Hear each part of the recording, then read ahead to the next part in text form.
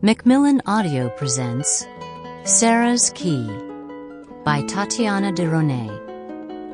Read for you by Polly Stone.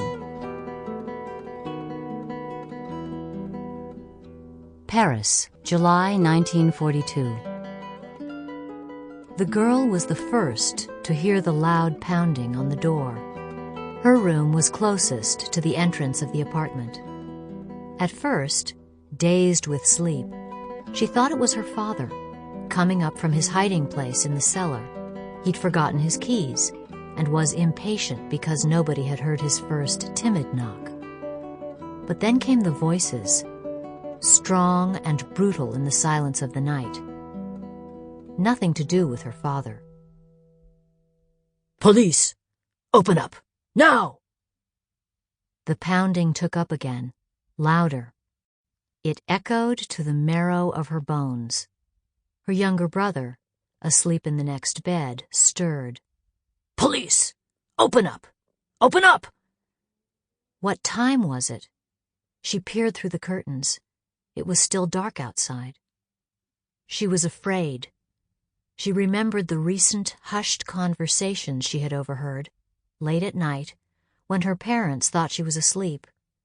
She had crept up to the living room door, and she had listened and watched from a little crack through the panel. Her father's nervous voice, her mother's anxious face. They spoke their native tongue, which the girl understood, although she was not as fluent as them. Her father had whispered that times ahead would be difficult, that they would have to be brave and very careful. He pronounced strange, unknown words. Camps, roundup, a big roundup, early morning arrests. And the girl wondered what all of it meant. Her father had murmured that only the men were in danger, not the women, not the children, and that he would hide in the cellar every night. He had explained to the girl in the morning that it would be safer if he slept downstairs for a little while, till things got safe. What things exactly, thought the girl. What was safe? When would things be safe again? She wanted to find out what he had meant by camp and roundup, but she worried about admitting she had eavesdropped on her parents several times, so she had not dared ask him. "Open up! Police!" Had the police found Papa in the cellar? She asked herself. Was that why they were here?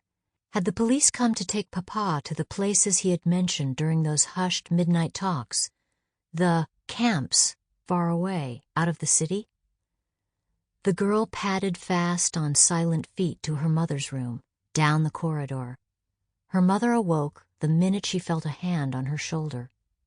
"It's the police, Maman," the girl whispered. "They're banging on the door." Her mother swept her legs from under the sheets, brushed her hair out of her eyes. The girl thought she looked tired, old, much older than her 30 years. "Have they come to take Papa away?" pleaded the girl, her hands on her mother's arms. "Have they come for him?" The mother did not answer. Again the loud voices down the hallway. The mother swiftly put a dressing gown over her nightdress, then took the girl by the hand and went to the door. Her hand was hot and clammy, like a child's, the girl thought. "Yes?" the mother said timidly, without opening the latch. A man's voice. He shouted her name. "Yes, monsieur, that is me," she answered.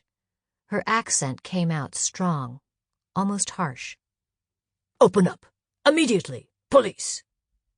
The mother put a hand to her throat, and the girl noticed how pale she was. She seemed drained, frozen, as if she could no longer move. The girl had never seen such fear on her mother's face. Sample complete. Ready to continue?